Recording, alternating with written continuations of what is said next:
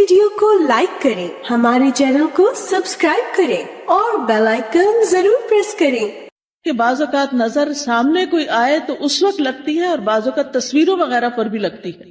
یعنی آج کل آپ دیکھیں کہ کتنا یہ رواج عام ہو گیا ہے، شادی ہوئی، شادی کی تصویریں فیس بک پہ ڈال رہے ہیں، پوری دنیا دیکھ رہی ہے اور کون کس نظر سے دیکھ رہا ہے، کس حسد کے ساتھ دیکھ رہا ہے. پھر اسی طرح یہ کہ بچہ پیدا ہوا، پہلے دن کی بچے کی تصویریں ڈال دیتے ہیں اور وہ ابھی معصوم سا بچہ ہوتا ہے، اس کے اوپر تو ابھی کوئی پروٹیکشن کی لیئر بھی نہیں ہوتی، تو اس کو اسی طرح اثر ہو جاتا ہے. بعض اوقات اس میں خوشی سے بھی لگ جاتی ہے نظر، بعض اوقات یعنی ضروری نہیں ہوتا کہ حسد کی وجہ سے ہی لگے، دشمنی کی وجہ سے ہی لگے، بعض اوقات خوشی یا تعجب کی وجہ سے بھی. یعنی انسان کسی چیز کو دیکھتا تو حیران ہو جاتا ہے، جیسے ہم کہتے ہیں واو کیا ڈریس ہے، کیسا گھر ہے، کیسا میک اپ ہے، کیسی جیولری ہے، کیسی ارینجمنٹ تھی، فلاں چیز فلاں چیز. تو اس سے یہ کہ یہ نہیں ہوتا کہ کوئی بری نظر سے انسان دیکھ رہا ہوتا ہے، وہ خوشی کی نظر سے ہی دیکھ رہا ہوتا ہے. اسی لیے آپ نے دیکھا ہوگا کہ بعض اوقات ماں کی نظر اپنے بچے کو بھی لگ جاتی، حالانکہ وہ حسد نہیں، پیار کی نظر ہوتی ہے. تو اس کے لیے بھی ضروری ہے کہ انسان جب اپنے گھر میں داخل ہو، اپنے بچوں کو دیکھے، اپنی نعمتوں کو دیکھے تو ماشاء اللہ پڑھے. اب آپ دیکھیں کہ ہمارے معاشرے میں کتنا عجیب ہے نا، ٹرک کے پیچھے تو لکھا ہوتا ہے حاسد کا منہ کالا، رکشے کے پیچھے لکھا ہوتا ہے، فراری کے پیچھے کوئی نہیں لکھتا. اب آپ دیکھیے کہ رکشے کو نظر لگے گی، کون لینا چاہے گا رکشا؟ دیکھو فراری کو تو لگ سکتی ہے نا نظر. بعض لوگوں نے کالے پراندے لٹکائے ہوئے ہوتے ہیں، کسی نے جوتا لٹکایا ہوا ہوتا ہے، کسی نے ہنڈیاں کالی الٹی کر کے رکھی بھی ہوتی ہے. اس طرح کے عجیب و غریب کام کرتے ہیں. تو یہ چیزیں پروٹیکٹ نہیں کرتی. بعض لوگ کالا تل لگا لیتے ہیں، کچھ بچے بےچارے بڑے سامنے ہوتے ہیں تو ان کو خیال آٹے کا لگانا چاہیے تھوڑا سا کنٹراسٹ تو نظر آئے. تو یہ تل لگانے سے بھی کوئی فائدہ نہیں ہے. اور اسی طرح کچھ لوگ یعنی کہ دلہن کو تیار کر کے کوئی ایسی چیز بیچ میں ڈال دیتے ہیں کہ وہ اس کی خوبصورتی ماری جائے، تو اس سے بھی فائدہ نہیں ہوتا. نظر کا لگنا جو ہے وہ برحق ہے. نبی صلی اللہ علیہ وسلم نے فرمایا العین حق، نظر لگنا برحق ہے. نظر بد بھی حسد کی وجہ سے پیدا ہوتی ہے، اور نظر بد جو ہے وہ ایک طرح سے اس کو تیر کہا گیا. یعنی جس طرح فزیکل تیر ہوتے ہیں، ایسے ہی جو حاسد جس کے دل میں بغض اور شر ہوتا ہے، اس کی نگاہوں سے کچھ ایسی ریز نکلتی ہیں جو جا کر اس شخص کے اوپر اٹیک کرتی ہیں جس سے وہ حسد کر رہا ہوتا ہے. اگر محسود جو ہے یعنی جس سے حسد کیا جاتا ہے اس کی پروٹیکشن ہو چکی ہو، جیسے نماز کے ذریعے، دعاؤں کے ذریعے، اذکار کے ذریعے، اور خاص طور پر معوذتین جو ہیں قل اعوذ برب الفلق، قل اعوذ برب الناس، اس کے ذریعے، تو پھر وہ تیر جو ہے وہ وہی جل بھن جاتے ہیں، وہ اثر نہیں کرتے. لیکن اگر وہ شخص نعمتیں پا کر اللہ کا شکر گزار نہیں، اپنی عبادت کا دھیان نہیں رکھتا، تو وہ تیر جو ہے اس کو جا لگتے ہیں اور پھر ایسی بیماریوں کا سبب بن جاتے ہیں جن کا ریزن پتہ نہیں چلتا اور انسان مسلسل تکلیف میں مبتلا رہتا ہے. پھر اسی طرح نبی صلی اللہ علیہ وسلم نے فرمایا کہ ہر نعمت والے سے حسد کیا جاتا ہے. تو جب تم اپنے کو منصوبے بناؤ تو رازداری سے کام لو. یہ نہیں کہ پوری دنیا میں اس کی شہرت کر دو کہ میں یہ کرنے والا ہوں، میں یہ کر دوں گا، میں وہ کر دوں گا. جب انسان کچھ کر لے پھر اس کے بعد تو سب کے سامنے آ ہی جائے گا اور اس وقت تک وہ کام ہو بھی چکا ہوگا. پھر اسی طرح حدیث سے یہ بھی پتہ چلتا ہے کہ انسانوں کی موت کا سبب بھی نظر بن سکتی ہے. رسول اللہ صلی اللہ علیہ وسلم نے فرمایا اللہ کی قضاء اور قدر کے بعد نظر بد ہی میری امت کے اکثر لوگوں کی موت کا سبب بنتی ہے. یعنی بہت سے لوگوں کو بظاہر کوئی بیماری نہیں ہوتی، اچانک کوئی ہارٹ اٹیک ہو جاتا ہے، اچانک کوئی برین ہیمریج ہو جاتا ہے، اچانک ہی کوئی مصیبت آ جاتی ہے، تو اس کے پیچھے بھی نظر بد ہو سکتی ہے. اسی طرح جانوروں کی موت کا سبب بھی بن سکتی ہے. نبی صلی اللہ علیہ وسلم نے فرمایا نظر بد آدمی کو قبر میں اور اونٹ کو ہانڈی میں پہنچا دیتی ہے. یعنی بعض جانوروں کو جب نظر لگتی ہے تو تڑپ اٹھتے ہیں اور کھڑے کھڑے گر کے ختم ہونے لگتے ہیں، تو ان تک بھی یہ اثرات پہنچتے ہیں. تو نظر بد کا ایک سبب جو ہے وہ حسد ہے. اور پھر اسی طرح یہ ہے کہ دونوں کے واقع ہونے کی جگہ جو ہے، یعنی حسد دل میں ہوتا ہے اور پھر دل سے نگاہ تک اور زبان تک آتا ہے. اور بعض اوقات نگاہ سے انسان دوسرے کو نقصان دیتا ہے اور بعض اوقات زبان سے دیتا ہے. یعنی حاسد جو ہوتا ہے وہ بیٹھ کے دوسرے کی چگلی، غیبت، کہیں نہ کہیں کچھ نہ کچھ کرتا ہی چلا جاتا ہے. پھر اسی طرح آپ دیکھیں کہ انسانوں کی نظر بھی لگتی ہے اور جنات کی نظر بھی لگتی ہے، یہ بھی ہمارے دین نے ہمیں بتایا ہے. اور حدیث سے پتہ چلتا ہے نبی صلی اللہ علیہ وسلم انسانوں اور جنوں کی نظر سے پناہ مانگنے کے لیے مختلف دعائیں پڑھا کرتے تھے. پھر جب یہ معوذتین نازل ہوئی تو آپ صلی اللہ علیہ وسلم نے باقی چیزیں پڑھنی چھوڑ دی اور صرف معوذتین پڑھتے تھے، یعنی قل اعوذ برب الفلق اور قل اعوذ برب الناس، اور اس سے علاج کیا کرتے تھے.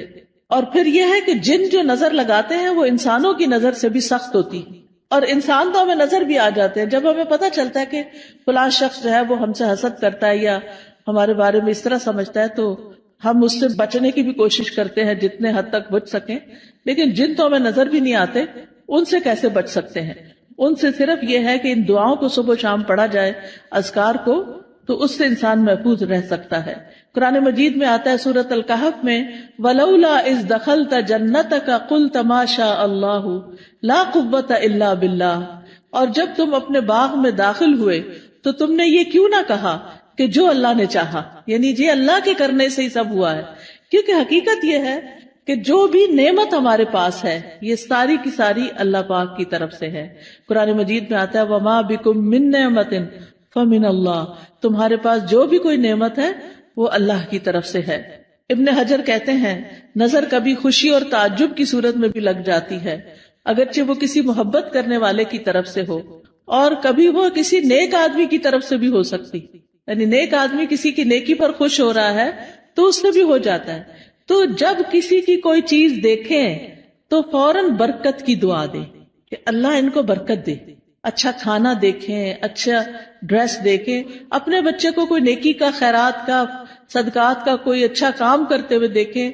اس سب چیزوں پر ہم کیوں ایسا کرتے ہیں؟ بچہ پیدا ہوتا ہے ہم کہتے ہیں مبارک دینی ہے، کوئی حج پہ جاتا ہے تو ہم واپس آتا ہے تو ہم اس کی مبارک دیتے ہیں، کسی کی شادی ہوتی ہے تو ہم مبارک دیتے ہیں، کسی کا بزنس اچھا فلرش کر جاتا ہے تو اس پہ مبارک دیتے ہیں، کبھی کسی کے جاب اچھی لگ جاتی ہے، کسی کو کوئی عہدہ ملتا ہے تو اس کو مبارک دیتے ہیں. تو ہمارے دین میں جو مبارک کا کانسیپٹ ہے اس کا مطلب یہ ہوتا ہے کہ اللہ تمہیں اس میں برکت دے اور حاسد یا خوش ہونے والے دونوں کی نظروں سے بچائے.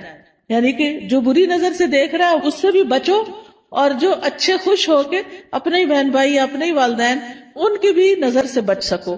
پھر اسی طرح کچھ نظریں بیمار کرنے والی ہوتی ہیں. اب آپ دیکھیں ریز کا کانسیپٹ تو آج کے دور میں بہت آسانی سے سمجھ آتا ہے. مائکرو ویو میں کیا ہے؟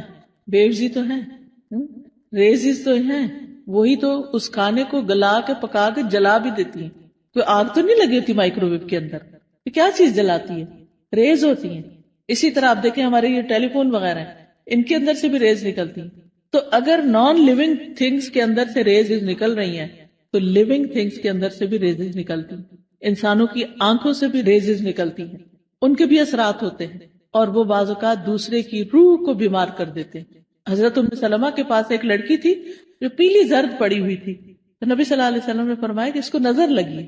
آپ نے بتایا کہ اس کی رنگت کیوں تبدیل ہو گئی ہے؟ اس کو نظر لگی ہے تاکہ اس کا علاج کیا جائے. بعض اوقات انسان کے جسم کے صرف کسی ایک حصے کو لگتی اور وہ حصہ بیکار ہو جاتا ہے.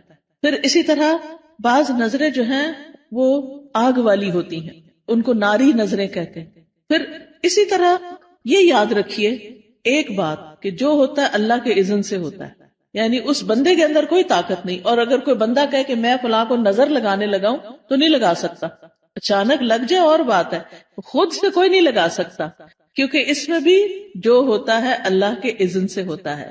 کیونکہ ہم فوراً لوگوں کو بلیم کرنے لگتے ہیں، وہ فلاں آئی تھی نا اس لیے یہ ہوا ہے، فلاں نے ایسا کیا، فلاں وہ تو ایک سبب بنا. تو لوگوں کو بلیم کرنے کی بجائے یہ سوچے یہ میری تقدیر میں تکلیف لکھی تھی اس لیے آ گئی.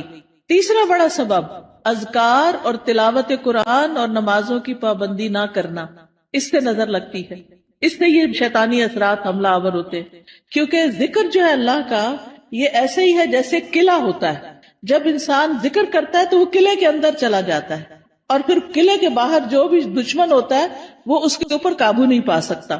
پھر اسی طرح امتحان اور آزمائش ہے انسان کی، کہ دنیا میں انسان آیا ہے، دنیا پھولوں کی سیج نہیں ہے، یہ دنیا امتحان کے لیے ہے، آزمائش کے لیے ہے. تو ہر انسان کسی نہ کسی طرح ایک امتحان میں مبتلا ہے، ایک آزمائش میں مبتلا ہے، تو اس کے لیے کیا کرنا چاہیے کہ انسان اللہ کی طرف رجوع کرے۔ تو یاد رکھیے کہ جب نظر لگتی ہے تو اس کے کچھ علامتیں ہوتی ہیں، کچھ جسمانی علامتیں ہیں۔ چہرے پہ دھبے پڑ جانا، جیسے چھائیاں سے نہیں پڑ جاتی، یہ بھی بعض اوقات نظر کی وجہ سے ہوتی۔ پھر بچوں کا بلا وجہ روتے جانا۔ حضرت عائشہ کہتی ہے کہ ایک مرتبہ نبی صلی اللہ علیہ وسلم تشریف لائے تو ایک بچے کے رونے کی آواز سنی۔ آپ نے فرمایا تمہارا یہ بچہ کیوں رو رہا ہے؟ کیا تم نے اس کو نظر بد کا دم نہیں کیا؟ کئی دفعہ ہوتا ہے نا، بچے نے کھایا پیا سویا آرام کیا سب کچھ کیا ہوتا ہے لیکن وہ چین ہی نہیں پکڑ رہا ہوتا، ماں بہلا بہلا کے آخر بازو کا دیکھا ہوگا ماں کو ایک دو لگاتی ہے اور بیڈ پہ ڈال دیتی ہے، چلو رو لو پھر جتنا رونا ہے، حالانکہ وہ بیچارہ کسی تکلیف میں مبتلا ہوتا ہے۔ اس وقت اس پہ سورت فاتحہ پڑھ کے دم کرنا چاہیے کیونکہ وہ ڈسٹرب ہوتا ہے۔ بعض بچے ہائپر ایکٹیو ہوتے ہیں، بے وجہ خواہ مخواہ میں ماں کو ٹیچرز کو سب کو تنگ کرتے رہتے ہیں، تو ایسے بچوں کا بھی علاج کرنا چاہیے، صرف دوا سے نہیں بلکہ دم وغیرہ سے بھی۔ اسی طرح بعض بچے کمزور ہو جاتے ہیں، یعنی بہت سوکھے اور بالکل ان کی ہیلتھ اچھی نہیں ہوتی، تو آپ نے حضرت اسماء بنت امیس سے کہا کہ میں اپنے بھائی کے بچوں کو دیکھتا ہوں، جعفر جو کزن تھے آپ کے، کہ ان کے جسم بڑے دبلے پتلے ہیں، کیا ان کو فقر و فاقہ ہے، کھانے کو نہیں ملتا؟ تو حضرت اسماء کہتی ہے نہیں، ان کو نظر بہت جلدی لگ جاتی ہے۔ آپ نے فرمایا انہیں دم کرو۔ انہوں نے آپ کے سامنے چند کلمات پیش کیے تو آپ نے فرمایا انہیں دم کرو، یعنی ان کے اوپر دعائیں پڑھ کے پھونکو، اور دم کرنے کا بہترین طریقہ سورت فاتحہ پڑھے، آیت الکرسی پڑھے، معوذتین پڑھے اور پھونک مار دیں۔ کسی راکی کے پاس جانے کی بھی ضرورت نہیں، ہر ماں کو طریقہ آنا چاہیے کہ کس طرح کرنا ہے۔ نبی صلی اللہ علیہ وسلم ہر روز رات کو سوتے وقت اپنے ہاتھوں پر قل هو اللہ، قل اعوذ برب الفلق، قل اعوذ برب الناس 3 دفعہ پڑھ کے اپنے چہرے، اپنے سر، اپنے سارے جسم پر جہاں جہاں ہاتھ پہنچتا تھا آپ پڑھ کے خود اپنے آپ کو دم کر لیتے۔ پوری زندگی کا آپ کا معمول تھا۔ ہم سب کو بھی اپنے اوپر روز رات کو سوتے وقت خود دم کرنا چاہیے۔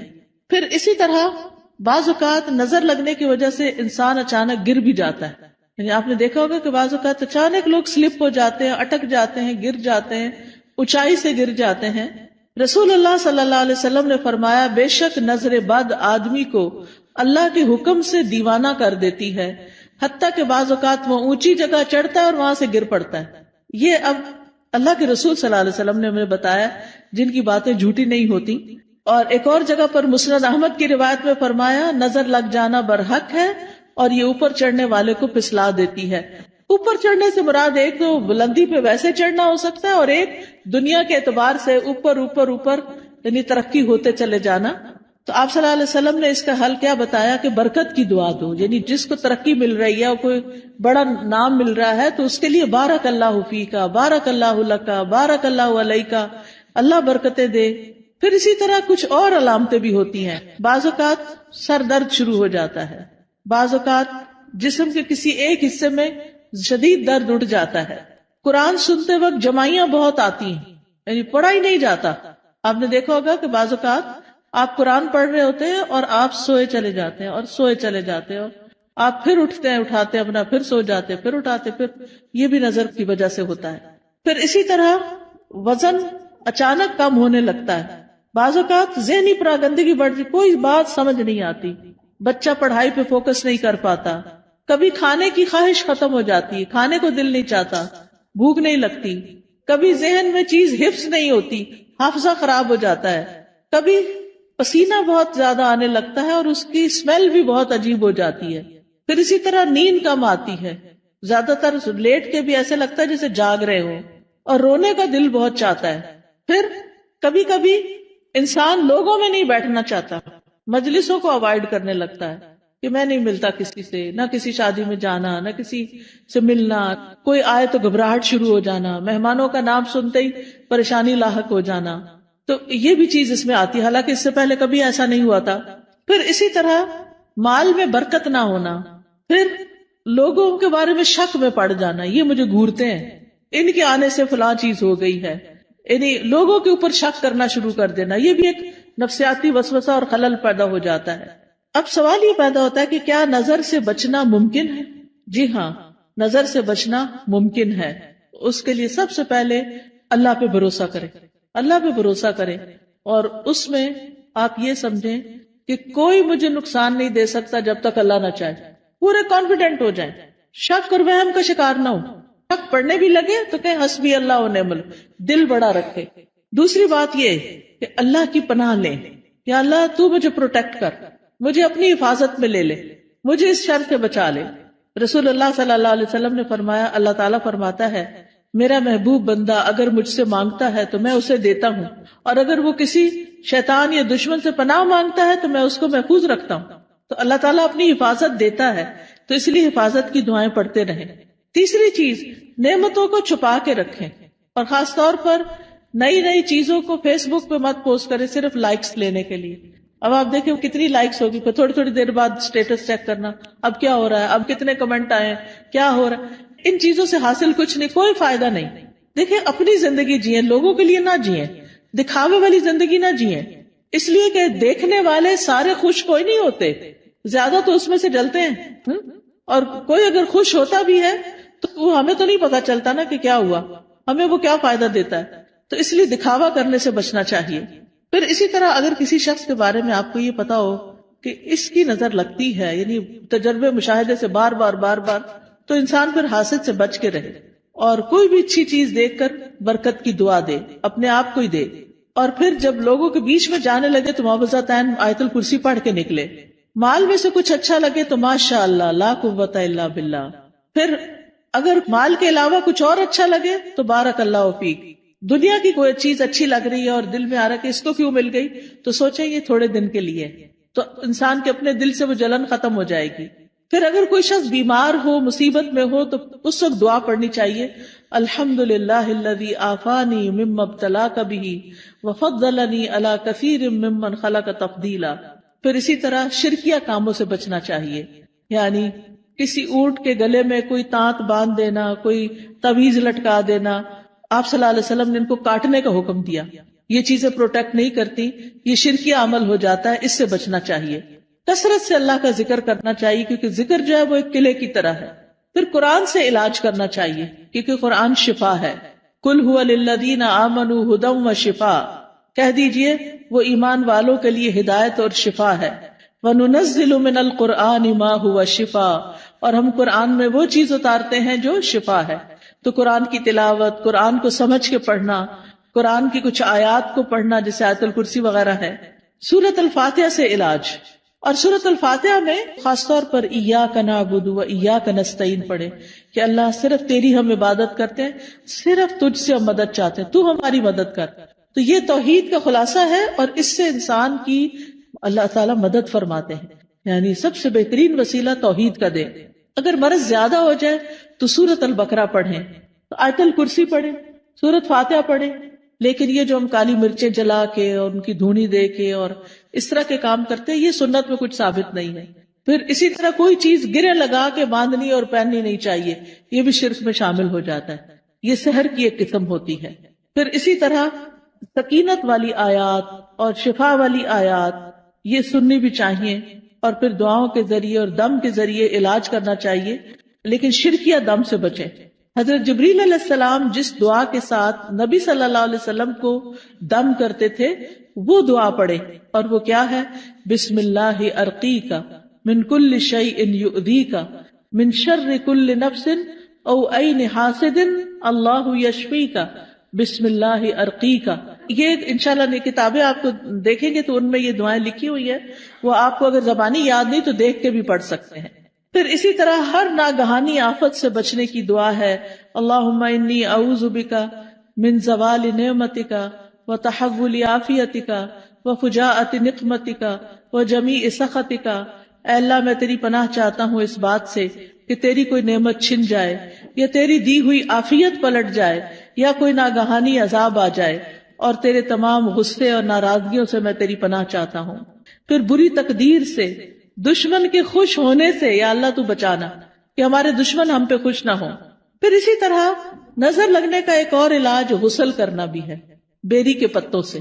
پھر اسی طرح یہ کہ جس کی نظر لگی ہو اس کا وضو کا پانی لے کے اس کو بھی جسم پر ڈالیں تو اس سے بھی نظر دور ہوتی ہے.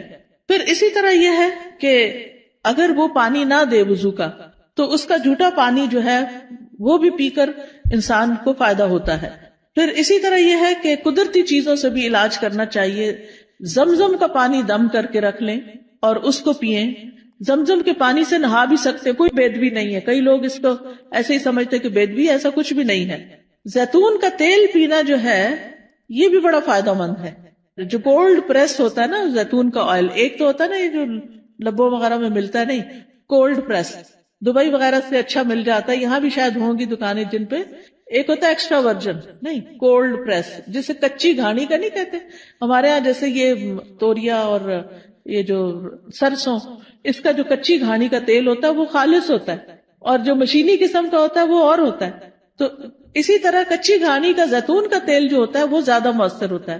تو صبح کے وقت زیتون ایک چمچہ پی لیں اٹھ کے, جیسے آپ وضو کر کے آئے, آ کے ایک چمچہ زیتون کا پیئیں, پھر نماز وغیرہ پڑھیں. اس کے آدھے گھنٹے تک کچھ کھائیں پیئے نہیں, اور وہ نماز وغیرہ میں ذکر اذکار میں آدھا گھنٹہ گزر جاتا ہے. نبی صلی اللہ علیہ وسلم نے فرمایا کلوا الزیت وادہنوا بہ فانہ من شجرۃ مبارکۃ, زیتون کا تیل کھاؤ بھی اور لگاؤ بھی, کیونکہ یہ مبارک درخت ہے. قرآن مجید میں اس کو مبارک درخت کہا گیا ہے. پھر جسم پر زیتون یا کلونجی کا تیل ملنا یہ بھی بیماریوں کو کم کرتا ہے. پھر اسی طرح دم کیا ہوا پانی جو ہے وہ ناک میں ڈالنا اور جھاڑنا. شہد کھانا وہ بھی علاج ہے. کلونجی کے دانے نہار منہ کھانا 3 یا 7 یا 5. تلبینہ کھانا, اس سے غم دور ہوتا ہے. اجوا کھجور کھانا, حدیث میں آتا ہے کہ جو 7 اجوا کھجوریں کھا لے اس کو اس دن کوئی جادو زہر چیز اثر نہیں کرے گی.